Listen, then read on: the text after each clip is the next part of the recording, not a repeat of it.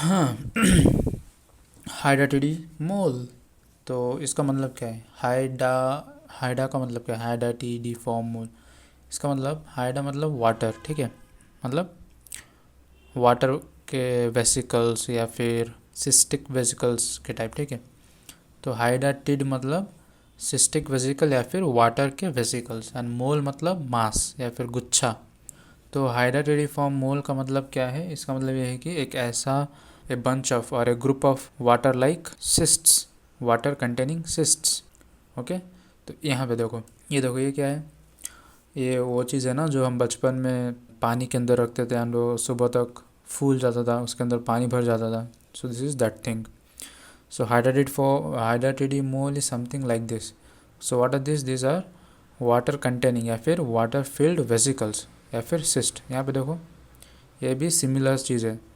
This is the hydatidiform मोल, देखा? Similar appearance होता है हाइड्रेटेडिफॉर्म मोल के अंदर, ठीक है। ऐसे वाटर कंटेनिंग वेसिकल या फिर सिस्ट बन जाते हैं। And this is related to the gestational, ठीक है, इसलिए इसको बोला जाता है जेस्टेशनल ट्रोफोब्लास्टिक डिसीजेस, ठीक है। तो इसलिए इसको जेस्टेशनल ट्रोफोब्लास्टिक डिसीज कहा जाता है, क्योंकि ये प्रेगनेंसी के टाइम पे या फिर नहीं यार, ड्यूरिंग द प्रेगनेंसी ये सब होता है, ठीक है। तो इसके डिटेल में जाने से पहले कुछ और चीज़ें क्लियर कर लेते हैं, जैसे कि कुछ एम्ब्रियोलॉजी के कॉन्सेप्ट्स। तो यहाँ पे क्या दिख रहा है? ये क्या है? ये है ब्लास्टोसिस्टिक स्टेज, ठीक है। तो फर्टिलाइजेशन के बाद यहाँ पे कुछ इनर सेल मास बन गया है, यहाँ पे कुछ ब्लास्टोसिस्ट कैविटी है, एंड ये आउटर जो सेल्स, इसको क्या बोला जाता है? इसको बोला जाता है trophoblast sales. What is this? This is endometrium, ये एंडोमेट्रियम के सेल्स हैं। तो हमको ये चीज़ याद रखना है, ट्रोफोब्लास्ट, ठीक है। तो याद रखो कि कहाँ से आ रहा है trophoblast? This is the outer cell layer of the whatever the mass और the blastocyst has been formed here. ये क्या हो रहा है यहाँ पे? यहाँ पे देखो, यहाँ पे ये अम्बलिकस है, तो अम्बलिकस से यहाँ पे आर्टरी एंड वेन जा रहा है, जाने के बाद यहाँ पे क्या हो रहा है? फिंगर लाइक प्रोजेक्शन, जिसको बोला जाता है विलस या फिर विलाई। तो यहाँ पे कोरायनिक आर्टरी, ठीक है, कोरायन। कोरायन क्या है? ये जो मेम्ब्रेन है जो अम्बलिकस के साथ जा रहा है, the outer membrane of the baby, जो जो बेबी अंदर रहता है सैक के अंदर, सो दैट इज़ कोरायन। तो इसके साथ जा रहा है विलस, एंड यहाँ पे there is exchange of materials, ठीक है। देखो फिर से, तो this is my umbilicus, this is my villus, ठीक है। यहाँ पे क्या हो रहा है? This is the intervillous space, ठीक है। इंटरविलस स्पेस पे क्या हो रहा है? यहाँ पे मैटरनल ब्लड फिल हो जाता है, एंड जिसकी वजह से जो बेबी के जो वेजल्स है, अम्बलिकस के जो वेजल्स है, वहाँ से ऑब्जर्व कर लेता है। हाँ, ये देखो, ये मैंने medicoVisual.com जो यूट्यूब चैनल है वहाँ से लिया है, ठीक है। यहाँ पे क्या है? कोरायन का मतलब क्या है? कोरायन मतलब यहाँ पे ये जो चीज़ है, ये जो एक्स्ट्रा एम्ब्रियोनिक सोमाटोप्ल्यूरिक मेसोडर्म है, क्या है ये? एक्स्ट्रा एम्ब्रियोनिक सोमाटोप्ल्यूरिक मेसोडर्म प्लस ये है साइटोट्रोफोब्लास्ट। तो इन दोनों को मिला के बोला जाता है कोरायन, ठीक है। ये चीज़ क्या है? This is the syncytiotrophoblast. जो यहाँ पे इसका मतलब क्या है? इसका मतलब ये यहाँ पे देखो, ये जो साइटोट्रोफोब्लास्ट है, यहाँ पे डिस्क्रीट सेल्स है, एक सेल है, एक सेल है, एक सेल। लेकिन जो सिंचियोट्रोफोब्लास्ट है, इसमें क्या होता है? मल्टीपल, मतलब फ्यूजन ऑफ द सेल्स, जिसकी वजह से सिर्फ न्यूक्लियस रहता है, cell as a distinct cell दिखता नहीं है, क्योंकि सब फ्यूज्ड हो गया होता है, ठीक है। एंड यहाँ पे जो स्पेसेस है, इसके अंदर मटरनल ब्लड फिल हो गया है, एंड यहाँ से क्या निकल रहा है? यहाँ पे जो प्राइमरी विलाई है सब, यहाँ से विलाई ऐसे एक्सटेंड कर रहा है, ताकि मटरनल ब्लड के साथ कांटेक्ट बना के वहाँ से मटेरियल को एक्सचेंज किया जा सके। So these are all the primary villus. तो यहाँ पे देखो, this is the tertiary villus. Tertiary villus मतलब पहले तो बनेगा प्राइमरी विलस, फिर उसके अंदर ये जो येलो चीज़ था, येलो चीज़ क्या था? This was the extra embryonic somatopleuric mesoderm. तो पहले जब प्राइमरी विलय बनेगा, उसके बाद ये जो एक्स्ट्रा एम्ब्रियोनिक सोमेटोप्लेवरिक मिसोडर्म है, एक्स्ट्रा एम्ब्रियोनिक सोमेटोप्लेवरिक मिसोडर्म है, ये फिल होता है, जिसके बाद वो बन जाता है secondary villous. And tertiary villous कब बनता है? जब ब्लड वेजल्स उसके अंदर चले जाते हैं, ठीक है। तो this is the tertiary villous, and ये एक टर्शरी विलस है, एक टर्शरी विलस है, एंड इसके बीच में क्या है? This is the gap, and this gap is called the lacunae या फिर इंटरविलस स्पेस बोला जाता है। और यहाँ पे क्या चीज़ है? यहाँ पे इसको बोला जाता है एंकर विलय, एंड इसको बोला जाता है ऑब्जर्विंग विलय। तो यहाँ से ऑब्जर्व होता है। This is the outer trophoblast, and this is the maternal endometrium, जहाँ से ब्लड आ रहा है, ठीक है। और यहाँ से एक्सचेंज होगा मटेरियल्स, यहाँ पे इधर ऑक्सीजन, ग्लूकोज, जो भी यहाँ पे जो भी एक्सक्रिएट होगा, ये इसके अंदर चले जाएगा, ठीक है। तो ये हमने बेसिक सी एम्ब्रियोलॉजी थोड़ा सा रिवीजन हो गया है, ठीक है। तो सेम थिंग, इसके बाद आ जाते हैं थ्योरी पे। अब समझते हैं कि क्या बोल रहा है। तो हाइड्रेटिडी फॉर्म हमने देख लिया, डेफिनेशन क्या है, it is hydatidiform mole is benign non neoplastic gestational trophoblastic disease of placenta. तो यहाँ पे जो हाइड्रेटिडी फॉर्म मोल है, दिस इज यहाँ पे क्या बोल रहा है कि नॉन नियोप्लास्टिक, इसका मतलब this is not yet cancerous. इसका मतलब ये नहीं है कि ये कैंसर में बदल नहीं सकता है, ऑफ कोर्स बदल सकता है, बट हाइड्रेटिडी फॉर्म मोल इनिशियली तो नॉन नियोप्लास्टिक होता है, नॉन कैंसरस होता है, but this comes under the gestational trophoblastic disease of placenta. This is the disease of the placenta, जहाँ पे क्या हो रहा है, जो ट्रोफोब्लास्ट के सेल्स है वो बहुत ज़्यादा प्रोलिफरेट कर रहा है, ठीक है, बहुत ज़्यादा वहाँ पे मल्टीप्लिकेशन हो रहा है। एंड हमने देखा है ट्रोफोब्लास्ट क्या होता है। तो एक और बार अगर तुमको देखना है, ये जो बाहर के सेल्स है, ठीक है, ये होता है ट्रोफोब्लास्ट, ठीक है, जो कि ये सब में बाद में डिफ्रेंशिएट हो जाता है। So it is characterized by the histologically by cystic swelling of the chorionic villi। chorionic villi भी हमने देख लिया, तो वहाँ पे क्या होता है, cystic swelling होता है। cyst मतलब एक वेसिकल है, उसके अंदर कोई भी फ्लूइड हो सकता है, तो that is the cystic swelling of the chorionic villi accompanied by variable trophoblastic proliferation। तो यहाँ पे ट्रोफोब्लास्ट बहुत ज़्यादा प्रोलिफरेट करने लगता है, जो कि बहुत abnormal है। Androgenetic diploidy diploid paternal only genome is the genetic cause in the majority of the causes। ये हम देखेंगे सामने। Significance: hereditary form mole is associated with the increased risk of invasive mole और choriocarcinoma।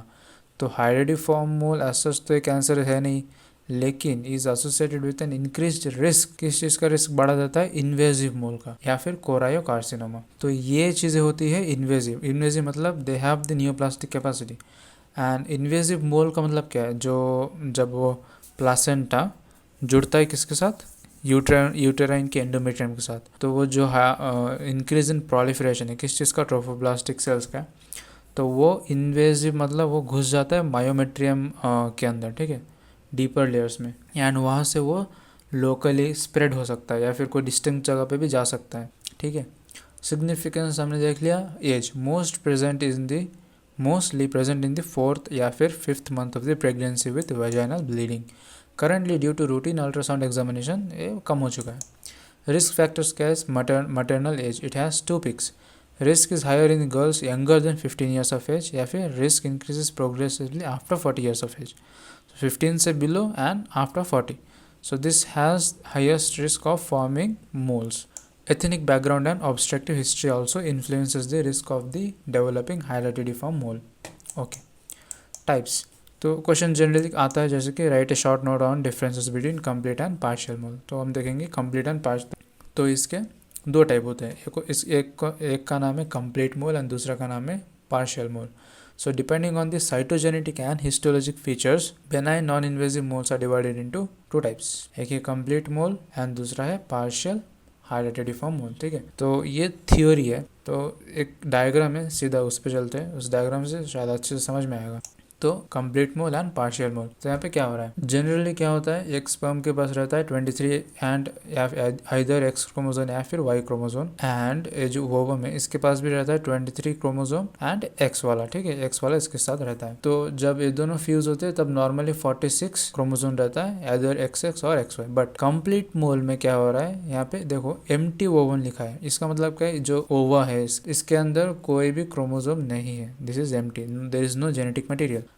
तो sperm इसके अंदर घुस जाता है, घुस जाने के बाद यहाँ पे क्या हुआ है, यहाँ पे 23x था, लेकिन यहाँ पे 23 की जगह 46x कैसे आ गया, इसके अंदर तो कोई जेनेटिक मटेरियल है नहीं, कोई क्रोमोसोम तो है नहीं, तो 46 यहाँ पे कैसे हो गया। दिस हैपेंस बिकॉज जब ये स्पर्म अंदर घुस जाता है एंड इसके पास जब 23 क्रोमोसोम्स है तो ये डुप्लीकेट हो जाता है, ठीक है, क्योंकि ये नहीं है ना, इसीलिए स्पर्म के जो क्रोमोसोम्स है वो डुप्लीकेट होना पड़ता है, होने के कारण यहाँ पे कंप्लीट डिप्लॉयड तो दिखाता है सेल, लेकिन ये डिप्लॉयड ओरिजिनल डिप्लॉयड नहीं है, ठीक है, क्योंकि यहाँ पे स्पर्म का जो क्रोमोसोम्स है वही डबल हुआ है। So duplication of the sperm chromosome, fertilization of an empty egg by the sperm, this is called as homozygous complete mole. Similarly अगर 2 स्पर्म्स घुस जाते हैं तो ये फिर डिवाइड होके ऐसा कुछ बनता है जिसको बोला जाता है कंप्लीट मोल हेट्रोजाइगस, क्योंकि आइदर एक्स या फिर वाई बन रहा है यहाँ पे, ठीक है। What about partial mole, partial mole में क्या होता है, पार्शियल मोल में इसके अंदर रहता है, क्या रहता है, इसके अंदर क्रोमोसोम्स रहता है, ठीक है, तो इसके अंदर अपने क्रोमोसोम्स है, बट द प्रॉब्लम इज यार 2 स्पर्म्स घुस जाते हैं, ठीक है, ओवम के अंदर। तो 2 स्पर्म्स घुस जाने के बाद 23 + 23 + 23 क्या हो गया 69, टोटल 69 क्रोमोसोम हो जाता है, जिसकी वजह से there is formation of the partial mole. ठीक है, this is because of the triploid. यहाँ पे क्या हो रहा था, डिप्लॉइड हो रहा था, but the genetic material is duplicated from that of the sperms. But in this case, the sperm, there are 2 sperms which is entering into the ovum, and hence there is trisomy, or not trisomy, triploidy. ठीक है, complete mole. Complete mole results from the fertilization of an egg that has lost its chromosome either by 1 or 2, either result in fertilization of the chromosome either by 1 या फिर 2 sperm से. Thus the characteristic feature is complete absence of the maternal chromosome, empty ovum, and the genetic material is completely paternalized. ठीक है, most commonly 90% complete moles develop from the fertilization of an empty egg ovum by 1 sperm. The genetic material chromosome 23X not 23Y undergoes duplication, a phenomenon called as androgenesis. तो ये बहुत एक interesting point है। यहाँ पे क्या बोल रहे थे, genetic material of the chromosomes of the sperms 23X not 23Y undergoes duplication, a phenomenon called as androgenesis. तो जिस ओवम के अंदर कोई क्रोमोसोम नहीं था, लेट्स सपोज उस एग के अंदर एक स्पर्म घुस गए जिसका कॉम्बिनेशन है 23 विथ X. ठीक है, तो अभी ये डुप्लीकेट होके बन जाएगा 46X and X. लेकिन अगर उसके अंदर घुस गया 23Y, तो क्या वो 46Y and Y होगा? हाँ होगा, बट द थिंग इज सिर्फ Y and Y होने से कोई फ़ायदा नहीं होता है. क्यों? क्योंकि सिर्फ Y and Y क्रोमोसोम जिस सेल के अंदर है, that cell is not viable. जो Y क्रोमोसोम है इसके अंदर ज़्यादा कुछ जेनेटिक इन्फॉर्मेशन होता नहीं है जिससे कि सेल सर्वाइव कर पाए, लेकिन X के अंदर होता है. X के अंदर वो सारी इन्फॉर्मेशन रहता है जिससे कि एक सेल वायबल होता है. ठीक है, what do I mean by this? That means the 46YY is not seen because a zygote with only Y chromosome is incompatible with life. ठीक है, the X chromosome carries essential genes for the survival and development, and the Y chromosome cannot develop into any sustainable or viable tissue or any structure. Okay, that's why X chromosome is very much important. Undergoes duplication, a phenomenon called androgenesis. Thus, the complete mole formed has a karyotype of 46XX diploid pattern. It will never have a 46YY because that is not viable. That does not make any sensible tissue. Okay.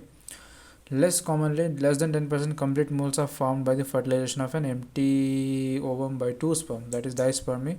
Depending on genetic material of 2 sperm, the complete mole has either 46XX or 46XY. One sperm with X and other with the Y. So one should एक X तो होना चाहिए भाई, 2 Y होंगे तो काम खलास. ठीक है, वो जो टिश्यू बनेगा वो नॉट वायबल, मतलब कोई सेंसेबल टिश्यू बनता नहीं है, वो फालतू चीज़ है. देन पार्शियल हाइड्रेटिडिफॉर्म मोल. तो जैसे कि हमने वहाँ पे ऑलरेडी देख लिया था, 2 स्पर्म घुस जाता है. ठीक है, जिसकी वजह से ट्रिपलॉइड होता है. 69 XX Y हो सकता है, 69 XYY हो सकता है. एटलीस्ट एक X तो चाहिए भाई. और इवन ऑकेजनली टेट्राप्लॉइडी 92. ओ भाई. Then foetal parts are commonly present. मतलब अगर तुम टिश्यू वहाँ से निकाल के देखोगे तो फीटल की कुछ पार्ट्स मिल जाएगा. In contrast to complete mole there is no increased risk of the choriocarcinoma. तो इन दोनों में से खतरनाक कौन सा है? कंप्लीट मोल वाला ज़्यादा खतरनाक है, क्योंकि that can gives rise to choriocarcinoma. Morphology पे आ जाते हैं. Write a short note on the morphology of the hydatidiform mole या फिर vesicular mole. So complete hybridiform mole represents a placenta with grossly swollen edematous hydrophic chorionic villi. Placenta, grossly swollen, edematous, hydrophic, पानी भरा हुआ, cystic. ठीक है, chorionic villi. chorion हमको पता है, villi हमको पता है, तो this is clear. ठीक है, तो यहाँ पे देखो ये इसका पिक्चर है, बट इससे पहले यहाँ पे चलो, ये विलस, chorionic विलस. ठीक है, तो यहाँ पे पूरा proliferation होगा. ठीक है, यहाँ पे पूरा जितना चाहिए उससे बहुत ज़्यादा प्रोलिफरेशन होगा यहाँ पे आजू बाजू. ठीक है, वो भी सिस्टिक फील्ड, ग्रेप जैसे. राइट, अबे भैया. तो हाइड्रोफिक कोराइनिक villa appears delicate and form a friable thin walled translucent cystic mass which resembles a bunch of grapes. Fetal parts are fetal parts are frequently seen in partial moles. ठीक है, तो partial mole में कुछ fetal के parts दिख जाते हैं. Complete मोल में नहीं दिखता है। माइक्रोस्कोपी ऑफ द कंप्लीट मोल। तो abnormalities involve all or most of the villi. Characteristics of the villi: individual chorionic villi are edematous, enlarged, scalloped in shape. So individuals chorionic villi are edematous, enlarged and scalloped in shape. Scalloped in shape मतलब वही फिर से मतलब गुच्छा, water, छोटे छोटे water balloons के गुच्छा, ठीक है। The central areas of the villi are acellular, devoid of mesenchymal cells and lack of adequately developed vessels. They show fluid filled spaces, cavitation, cisterns या फिर सिस्टर्न कहा जाता है। सो ये सब है, ठीक है। देयर इज विला जो कि ये सेलुलर हो जाएगा, डिवाइड ऑफ mesenchymal cells। तो एक्चुअली क्या हो रहा है वहाँ पे एक बेबी का ग्रोथ हो रहा है, ठीक है। नॉर्मली प्लासेंटा के आसपास जितने भी जो भी सेल्स है, ठीक है, वो वहाँ पे प्रोलिफरेट करके कुछ भी अनाप शनाप वहाँ पे बना देंगे, कोई भी उल्टा सीधा टिश्यू वहाँ पे बन जाएगा, ठीक है। तो the central areas of the villi are acellular, devoid of mesenchymal cells को, ठीक है, and lack of adequately developed vessels. तो अनाप शनाप चीज़ें वहाँ पे बनने लगेगा, क्योंकि सेल्स के पास कैपेसिटी भी है डिवाइड करने को, तो वो डिवाइड भी कर लेते हैं। Trophoblast proliferation, an extensive diffuse trophoblast proliferation hyperplasia which involves the entire circumference of the villi. Trophoblast consists of syncytial trophoblast, cytotrophoblast and independent trophoblast. ये सब normal embryology. They may show cellular atypia. हाँ, तो atypical cells ही होगा अगर cancer है तो। Fetal parts are absent. जिस complete mole में fetal part absent होता है। Microscope of the partial mole. Histological differentiation of the complete mole from the partial. यहाँ पे क्या difference है? Partial moles have two population of the chorionic villi, एक normal villi होता है और दूसरा जो कि एडेमेटस होता है, जो कि हाइड्रोपिक स्वेलिंग होता है, जिसमें सेंट्रल कैविटेशन होता है। The trophoblastic proliferation is moderate. हाँ, इससे मतलब इससे कम होगा ना, ये बहुत ज़्यादा प्रोलिफरेट करेगा, बट यहाँ पे there is moderate, focal and less marked than in the complete mole. Chorionic villi show blood vessels with fetal erythrocytes, और यहाँ पे थोड़ा थोड़ा ब्लड वेजल्स भी दिख जाएगा कोरानिक विला में, और फीटल के पार्ट्स भी दिख जाएगा, न्यूक्लिएटेड एरिथ्रोसाइट्स वगैरह भी दिख जाएंगे। तो ये वाला ख़तरनाक है, ये वाला थोड़ा कम खतरनाक है। इसमें फिटल पार्ट्स वगैरह थोड़ा दिख जाएगा, कुछ कुछ नॉर्मल विलाइस होंगे, कुछ कुछ स्वेलन विलाइस होंगे। ट्रोफोब्लास्ट प्रोलिफरेशन यहाँ पे थोड़ा कम होगा। Partial mole have two population of the chorionic villi, ठीक है। तो हमने देख लिया है। तो यहाँ पे क्यों होता है, क्योंकि इसके अंदर जो ओवम है, ओवम के अंदर कोई भी क्रोमोसोम नहीं होता है, एम्प्टी ओवम होता है, लेकिन यहाँ पे दो स्पर्म्स ओवम के अंदर घुस जाते हैं, जिसकी वजह से 69 बन जाता है, 69 या फिर ट्रिप्लॉइड। क्लिनिकल फीचर्स में क्या देखा जाएगा, बहुत partial and early complete moles present with spontaneous pregnancy, पहले तो प्रेगनेंसी को उड़ा देगा। Human chorionic gonadotropin, in complete mole beta HCG levels are very high compare to that of the normal pregnancy, तो एक मार्कर हो जाएगा। Serial hormone determination shows increase in the beta HCG levels faster than for the pregnancy। तो beta HCG के level बहुत ज़्यादा बढ़ जाएगा, ठीक है। नॉर्मली बीटा HCG लेवल बढ़ता है, लेकिन धीरे धीरे एक रिदम, मतलब एक नॉर्मल टेंडेंसी रहता है बढ़ने का, but due to this formation of the moles and all, तो इसका जो लेवल है ये प्रेगनेंसी के साथ कोरिलेट नहीं होगा, बल्कि बहुत ज़्यादा बढ़ जाएगा। Monitoring serum concentration of the beta HCG is necessary to determine the early development of the invasive mole and other things.